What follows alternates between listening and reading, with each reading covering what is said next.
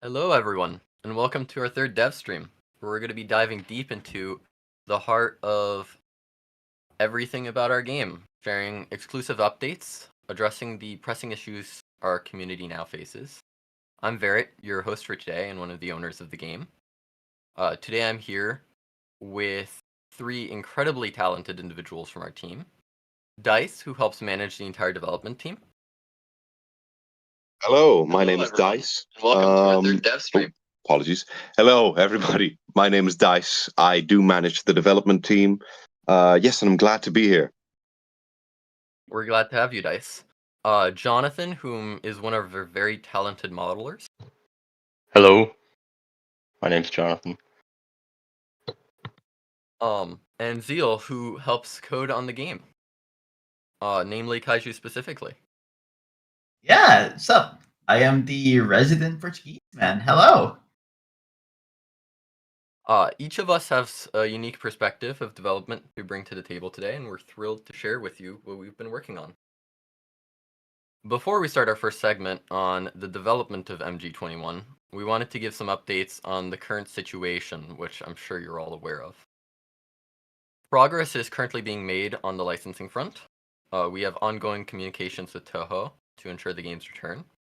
We unfortunately don't have an ETA or promises at this time, but things are looking promising. We will be answering specific questions throughout the dev stream for more information about this. But now to go into our first segment. Jonathan, if you'd like to show off MG21.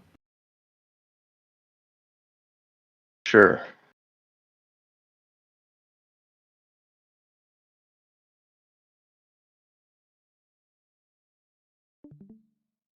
So this is the model we showed last time, but this time we're going to show you a little bit. We're going to take a little bit longer to show you a little bit more of what it can do, and just so I don't have to talk short.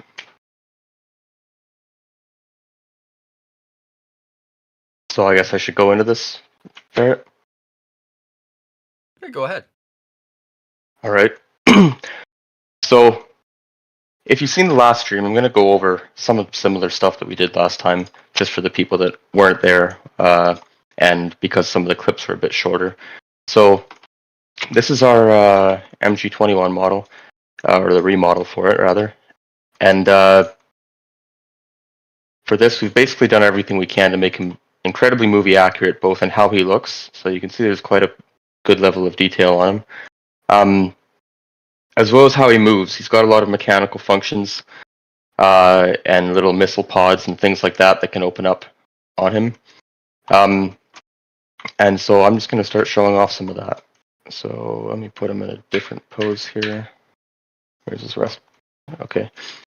So in the arms, for example, as the arms rotate out, there's a piston linkage, which you can see in here. This is actually a linkage of 3 pistons. And as the arm moves out, it automates the extension of the pistons to accommodate the motion of the arm, so that whenever a pose is achieved, it's in line with what he would actually be able to do in the movie or even in real life if this is a mechanical object. So the arm moving out like this, it actuates the 3 pistons in here, and then there's also a manual adjustment in here for additional rotations. We also have stuff where, for example, you can, if the arm rotates, it will move on these pistons on the inner arm here. If you're familiar with figures, this is kind of like what you call a butterfly joint. It's what allows you to move, I forget the bones in the human body, but it's like the scapula and your, whatever's in the front, there's words for it. Anyway, it moves back and forth, and it's kind of fun to watch. We also have a linkage in the side of the arm here, which moves individually, and it accommodates the rotation of the arm.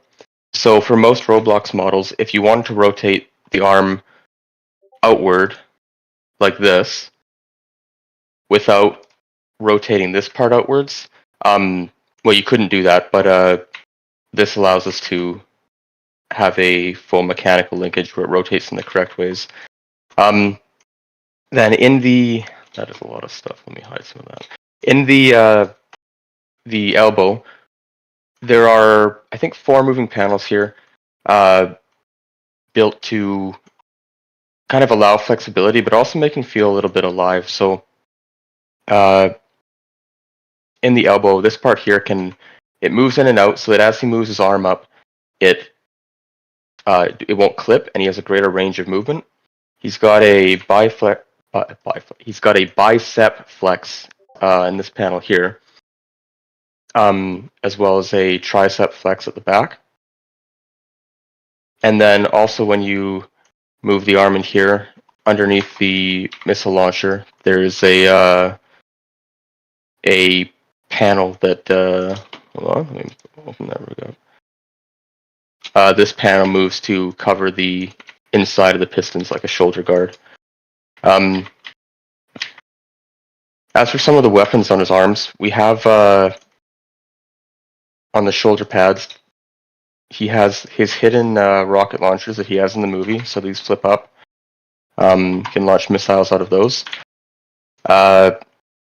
He has in his hands, these are also on mechanical linkages, and inside of them he has his buzzsaws on his fingers. And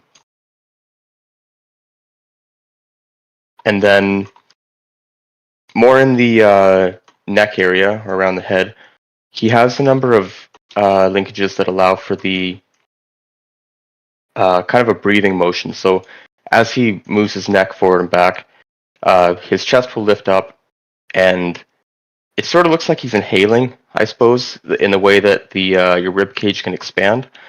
And that sort of gives him a little bit more life to his motions.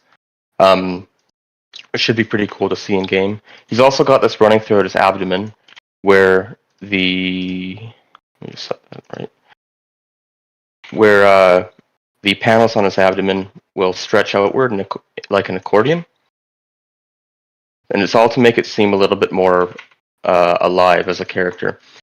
Then in these side panels, they also flex as he moves, so they sort of move in and out on a linkage to try to avoid clipping, and it all makes the body have a much more fluent motion. And we're trying to do that to make him really seem as sort of agile as he was in the movie. In the legs, he has, well, I guess I'll start at the feet. He has linkages in his ankles, which cover the front and back, like ankle guards, protect the feet. He has full mechanical linkages in the toes, on hinges, that sort of thing. And then in his knees, it's a little bit hard to see, but he's got a moving kneecap guard for extra armor there. And then also as he moves his legs, it will pump these piston linkages in the back.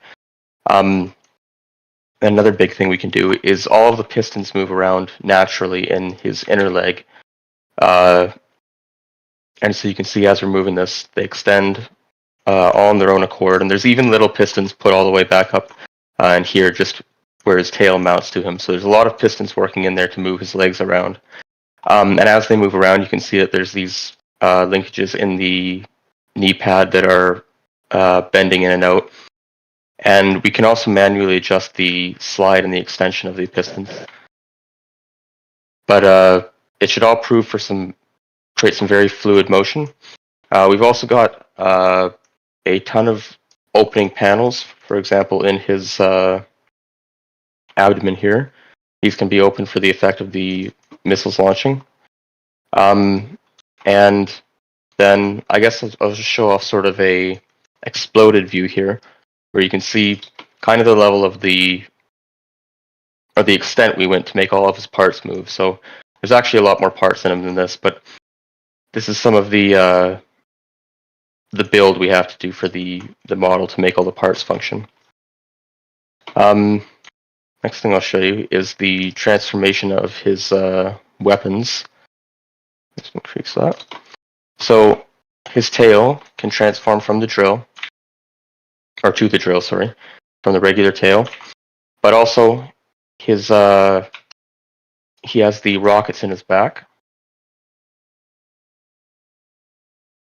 which come out, and we have full control of every single spine and every panel that runs along him here, even the panels and the rockets that are internal and the panels on the side here, as well as the rocket launchers. And they can be used to create that sort of wake-up effect he has in the movie. And then the last thing I'll show here is a small animation of him kind of moving, so you can see some of these things working. Hide that. So as he runs, you can see that the pistons and the groin, they're automatically working, as well as all the little pumps on him are running to accommodate his motion. This also is just a test animation. You can also see some of the breast and abdomen movement in here.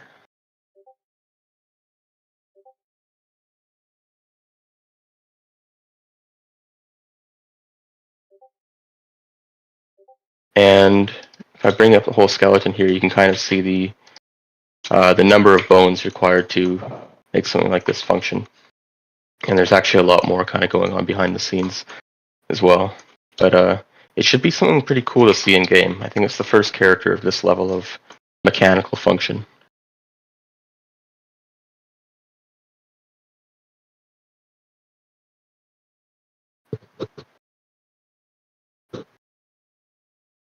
Alright, well that's MG21.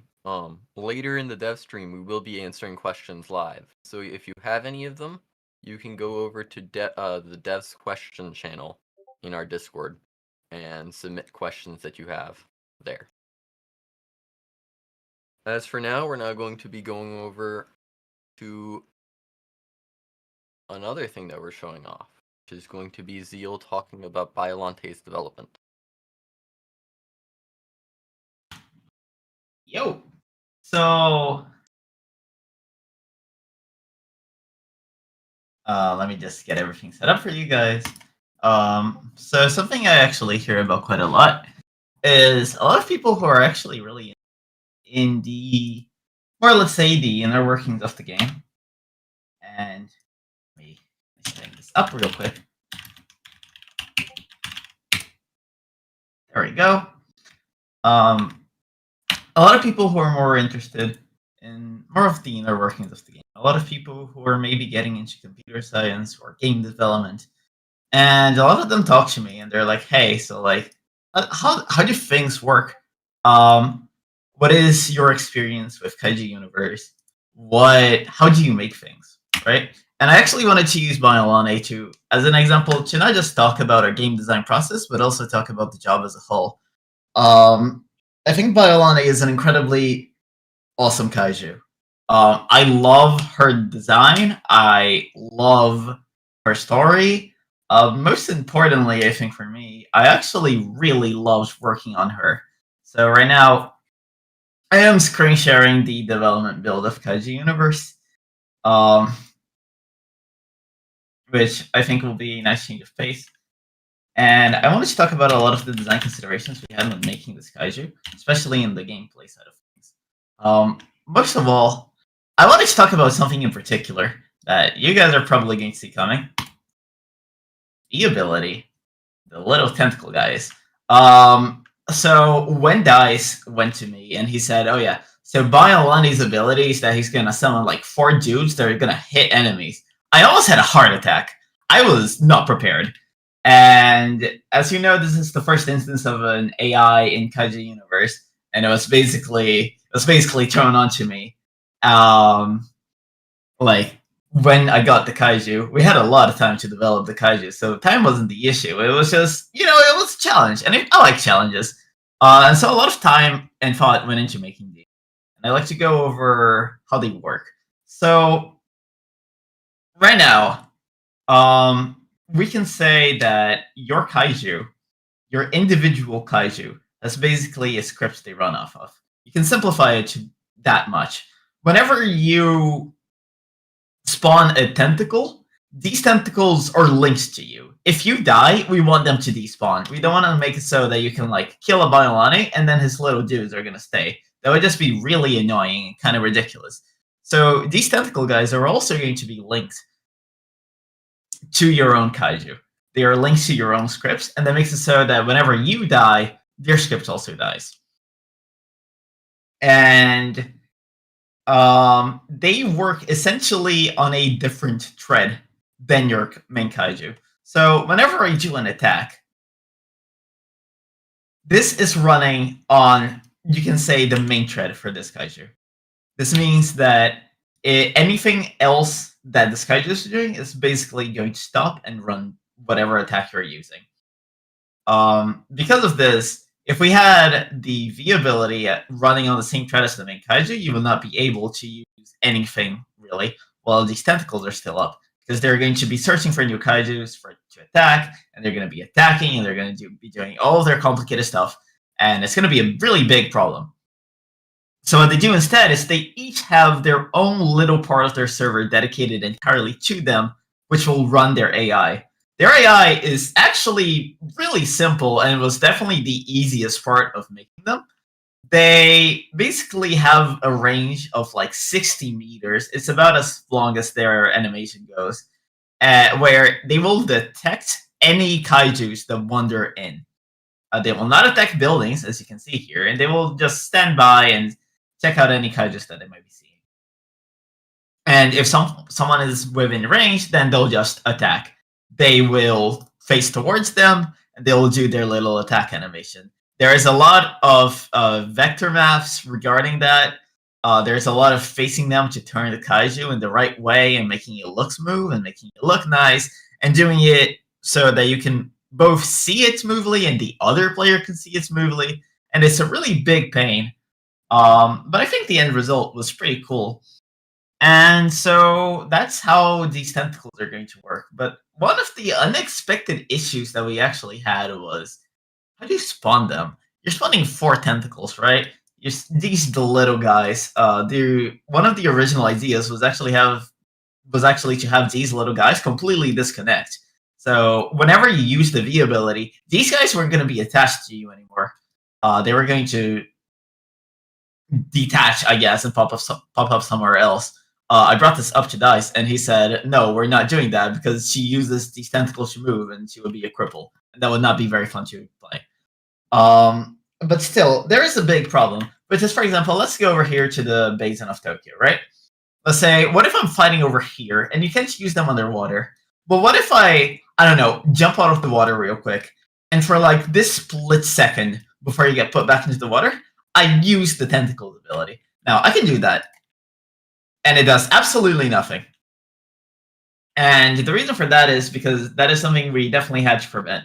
We do not want people abusing this and spawning them underwater. And that task is a lot simpler than it sounds, because what if I don't know, spawn the tentacles here, right? The easy solution is to pick 4 positions around Biolante, right? And you're like, okay, so the ground in this position is like here. You can use what's called a raycast. You're basically shooting a beam from a random place in the world. Not a random place, but a place we choose, and you're shooting it down to the ground. That's cool. The problem is that, for example, if I'm standing right here, I'm just gonna shoot it all the way down into the ocean, and it's gonna spawn down there. And the best case scenario is going to be worthless. And in the worst case scenario, you can use this to absolutely cheese the game. So that's yes. I think that you may be going way too technical for any of our viewers. You should maybe talk more in terms of the game design. Sure. And the design surrounding that. Yeah. Sure. So, a lot of thought actually went into making sure that these tentacles will not spawn underwater. That is an issue we've had before, which is that, for example, kaijus like Kiryu, the old one, could actually jump out of the water and they could fire a beam while they were in the air and then beam underwater that way. And that was a big problem, and that's something we definitely wanted to remedy with Biolane. And so this mechanic actually took quite a while to develop while we went with the proper solution. This is something I can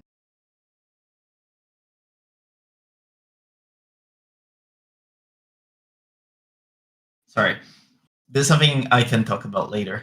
I wanted to talk about also Biolane's various different concepts throughout the development process. Biolani was originally a very different kaiju from what we currently have. In fact, the whole entire idea of having a multi-hit combo system was not a thing that existed. You being able to do things like this and hit twice, this was not a thing. This was something we added later because we had all of these animations and they were supposed to be big, cool combo attacks. And we thought, hey, so we already have quite a few kaijus that have big, cool combo attacks. In fact, the last kaiju I believe we released was -1 before this. And that's definitely one of the kaijus that had a system like that. And we thought it's not really going to be cool, you know. People are going to get Biolani and they're going to be like, oh, so this is just -1, especially since you have the acid rain attack. And so we decided to incorporate the multi-hit idea into Biolani for that reason. Biolani also had another similarity to another kaiju, which was Ice Biolani. Sorry, Ice Behemoth, not Ice Biolani, or I believe it's called Frozen Behemoth. It's called Ice Behemoth internally.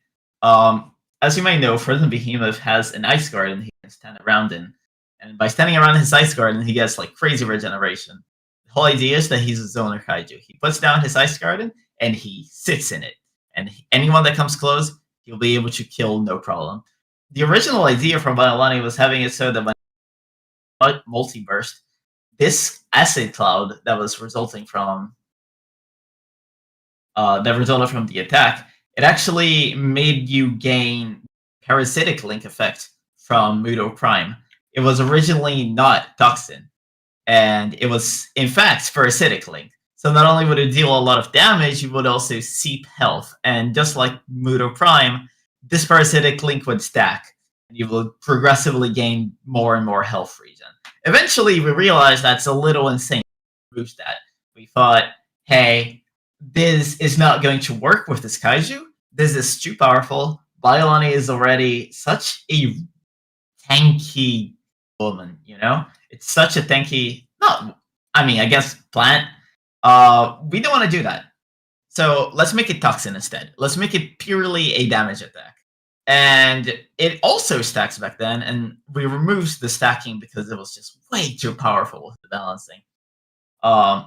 Leon Apocalypse is also another attack that got changed considerably. We did not want to have the aimable beam. That is actually one of the things we talked about when we first started designing the kaijus. We thought that just giving her another aimable was going to be weird, because our main idea with Biolani is making it so that she's not just a really strong zoner, but also that she can catch up to people.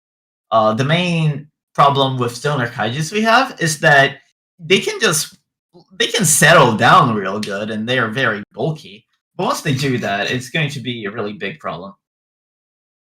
And so we decided to make the beam a conal non-aimable beam instead. And likewise, it also had a slowness status effect that was removed.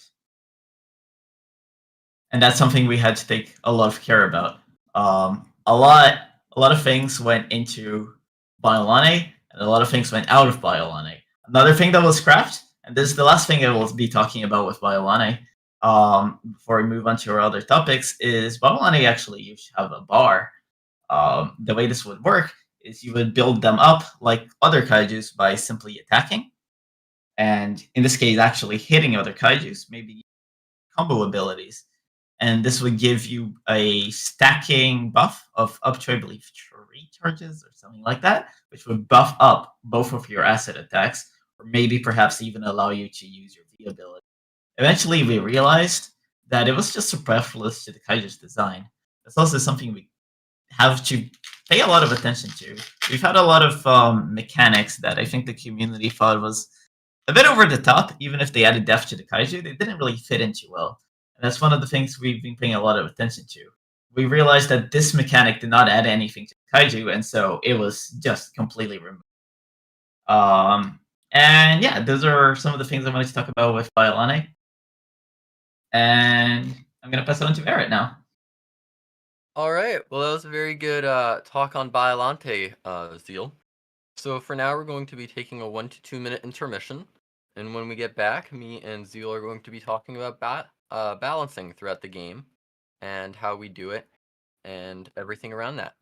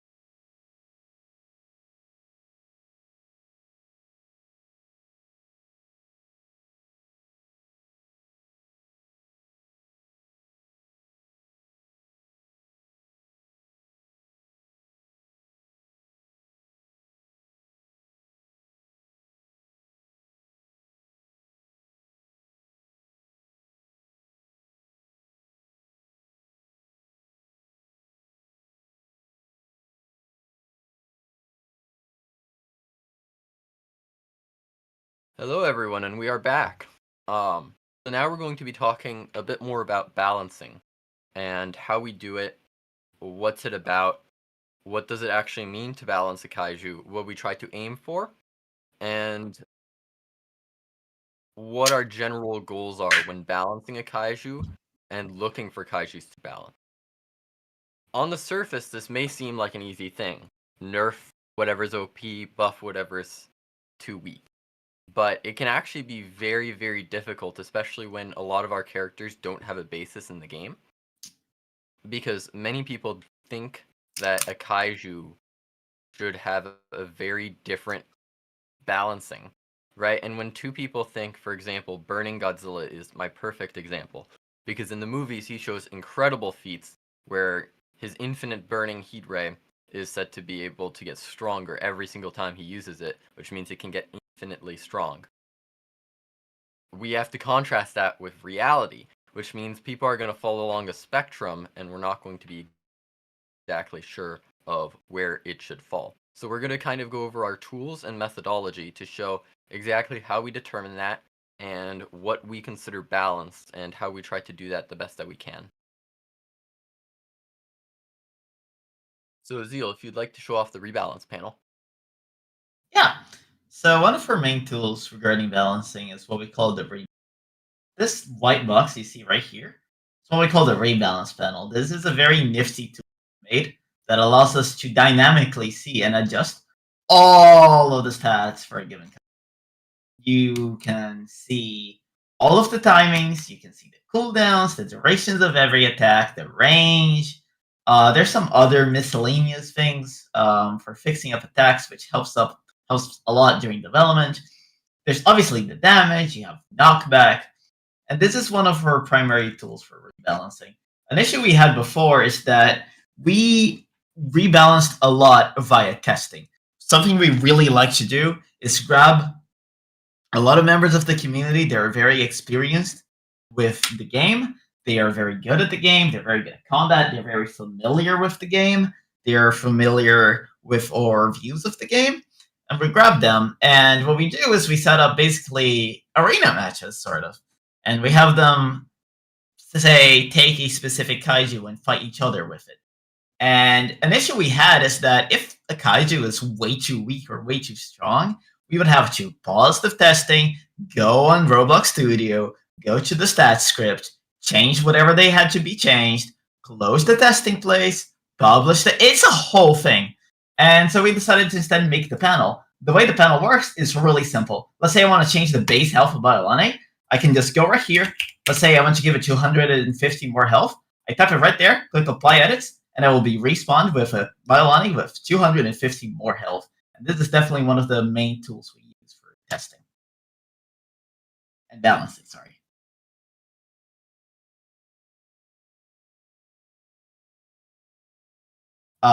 We also have a tool which allows us to import these stats directly into the game. So if we have a really long balancing session and people decide to rebalance like 15 billion kaijus, which happens quite often. Sorry, I had something in my throat. Which happens quite often, because as Vert said, balancing so many kaijus is really difficult, and we'll be getting more into that in a little bit.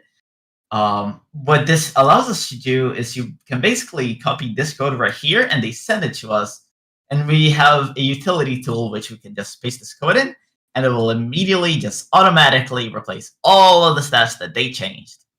And this change has made us be a lot more proactive with balancing in Kaiju universe.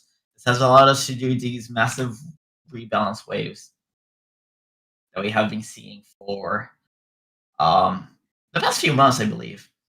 And I think it has done very good for the balancing of.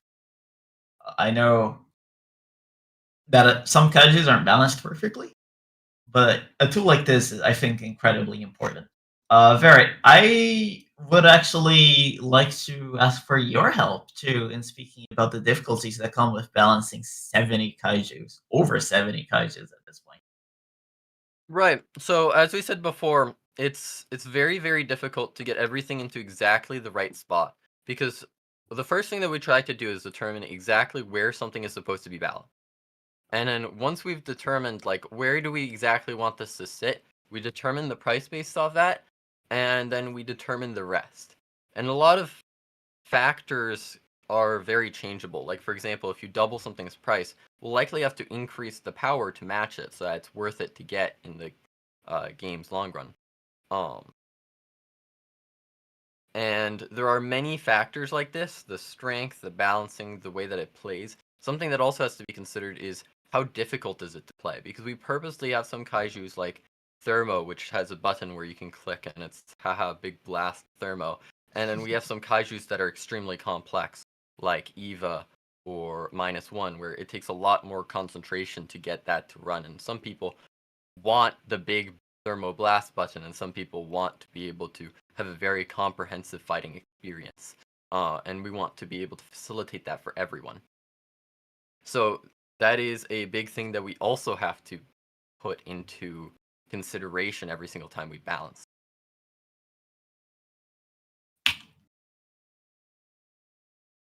If I may, So yeah, that's pretty much how we balance things in KU. It's a bit complicated, but also pretty simple. So that brings us to our next segment, which is Dice speaking on development and how it's going. Well, hello, everyone. Again, my name is Dice. And before I get fully into my segment, which will be mainly answering a lot of the, long asked questions the community has had, first I'd like to say a few words. And those go, well, we have received a lot of questions from the community. And by far, one of the biggest questions the community has asked us is how has the development team, how are we affected by this situation? How have the developers been feeling? Now, it has been quite the rough patch for all of us.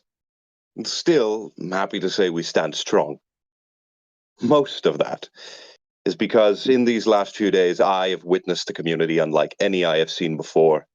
The amount of support and love our development team has received is insane. The pure understanding and heartfelt wishes, they go above and beyond.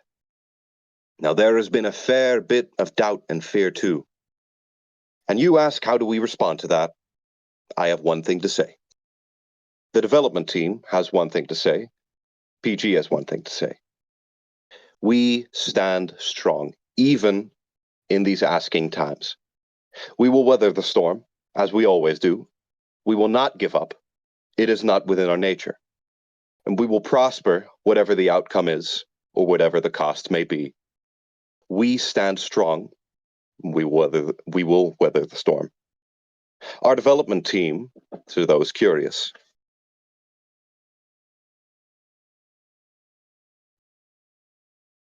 there we go.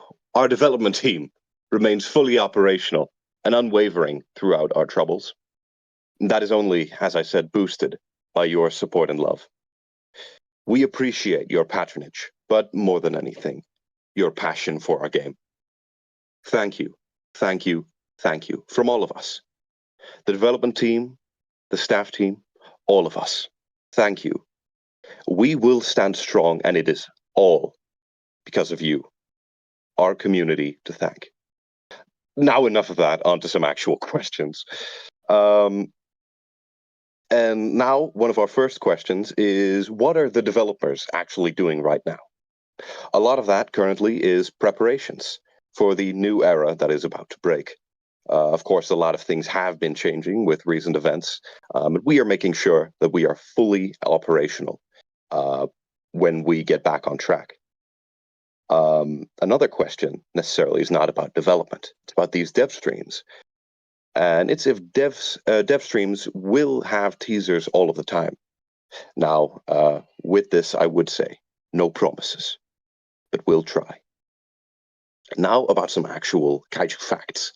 Will every kaiju have runs and flies? As you may know, certain kaijus like Mothman have received, both a run and a fly. I'm happy to say every future kaiju that we do add will have a run and a fly.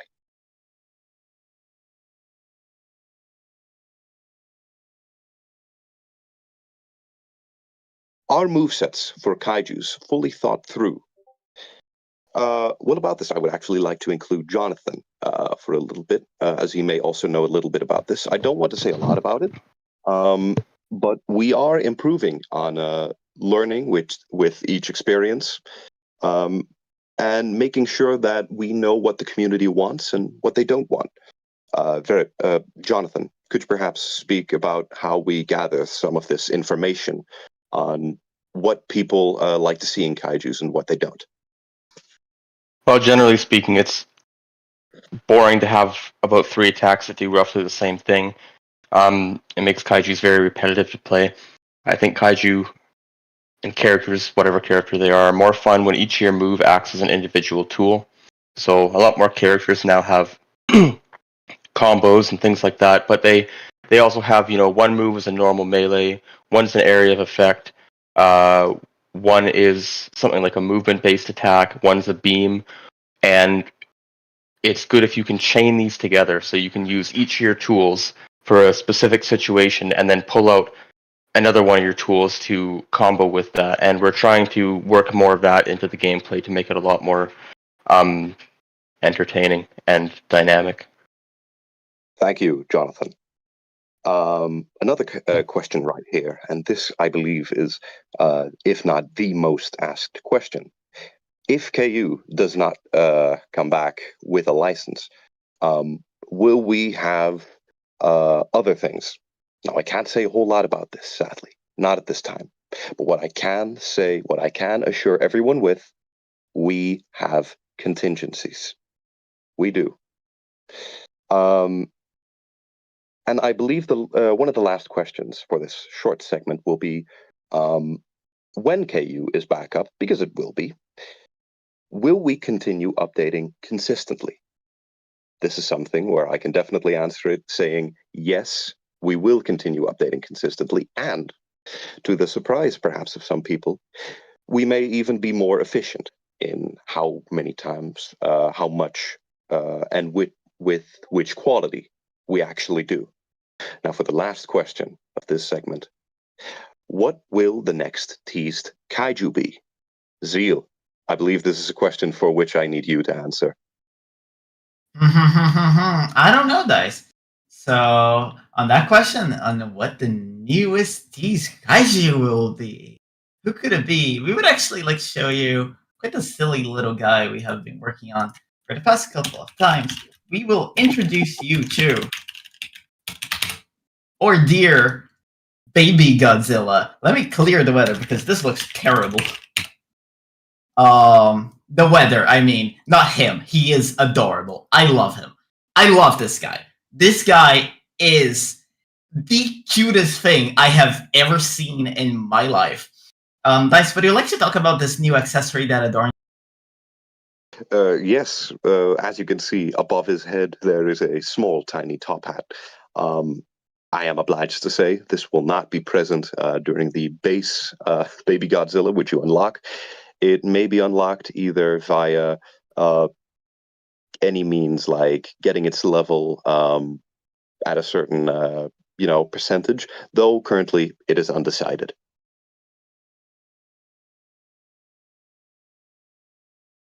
How pretty he is. So we can show around here some of his.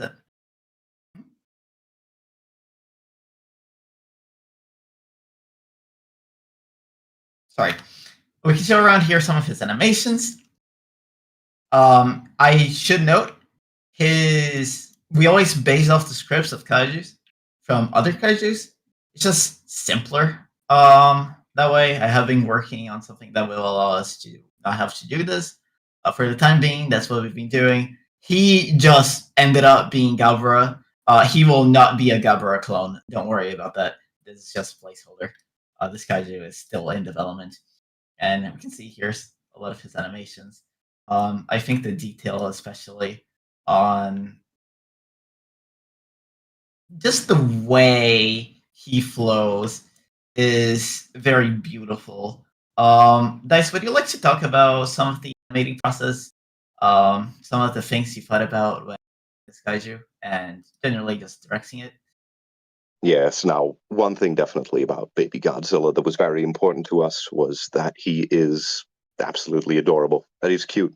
For this, of course, it's already majorly done by the funny proportions, like the very large head that he adorns, and then, well, of course, the quite chubby little look. Another fun thing, I suppose, is just his eyes. It's something just as simple as that, with the two little sparkles added there to sort of give that cute sort of outlook. Now, of course, as mandatory with most kaijus, his idol has a few little fun interactions. And generally for his movement animations, like his walk and run, we try to make sure that it was very bubbly, bouncy, and not necessarily goofy, but cute. I can show around some of his attacks.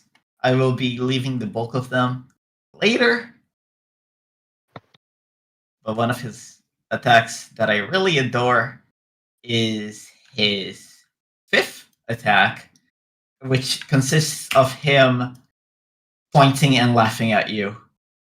And this makes you very sad, and it gives you a deep. I think that whoever had this idea deserves a raise. I think it is the single best ability in our game, and I think we should have every kaiju ability be modeled after it. One of also my favorite abilities. It was your well, Dice deserves a raise. There you go. And another ability I really like of his is this ability right here. You can currently see the you're so loud. You're so cute. You're so loud. Hold on. Oh, why is the volume so high? There we go. You can see the development hitboxes. But he just gets very angry and he punches very angrily, and it's very cute. He also has a very big chumpy attack. He just looks like the cutest thing ever. Obviously this kaiju will be balanced like a real kaiju. It will not be a joke kaiju. This will be a real usable kaiju for everyone to play. But I really do adore those just silly levels of goofiness, adorableness that this guy has. It's definitely something we don't have enough of. A lot of those Showa kaijus are very silly, and this kaiju really leans into that. I am very glad we're getting him into the game, and I'm sure a lot of other people feel the same way. And talking about feeling the same way, I actually have an announcement to make, and I hope this is something a lot of people will be very free. We have. I can turn the sound back on for dramatic effect, but as you may have noticed for the past year and a half or so, KU has been demonstrably quite silent. We used to have a soundtrack, remember, which got removed when Roblox decided that having sounds was not a thing to be. I am thrilled to announce that we plan on re-adding a soundtrack to Kaiju Universe as a part of a larger update. And as part of the soundtrack, we would actually like to not only announce an event, but also show you a song we have for the game. So before I talk about this event, I think it would be really cool to show this song. Mute myself. We're gonna have a nice listen to it.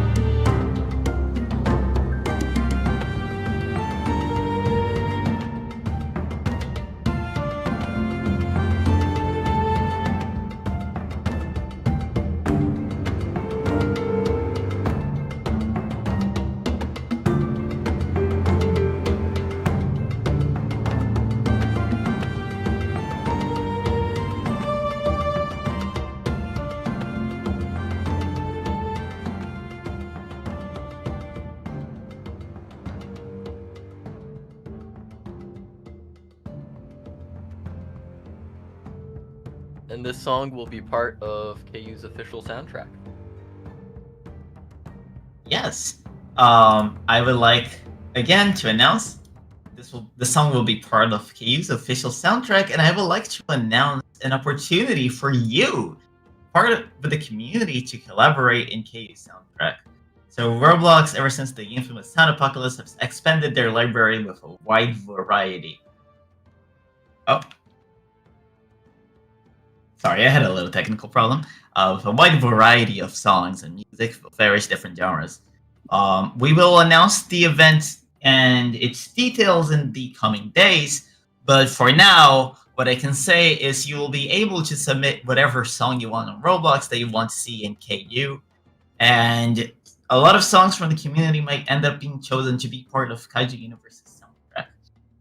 And yeah, this is very exciting, and I hope all of you are looking forward.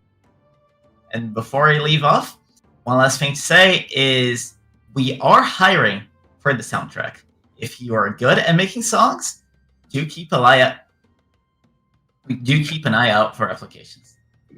And with all of this exciting news, thank you, Zeal. Thank you for your for showing that off to us. And with that, we will once again be concluding one of our dev streams. Once again, I'm going to go over every one of our developers present here right now. Jonathan. Hello. Zeal, our scripter. Yay. And Verit, our esteemed one of our two owners.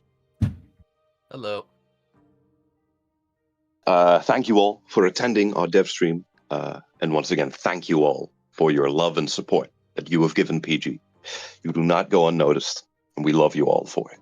Thank you, everybody. Thank you for being here, and good night.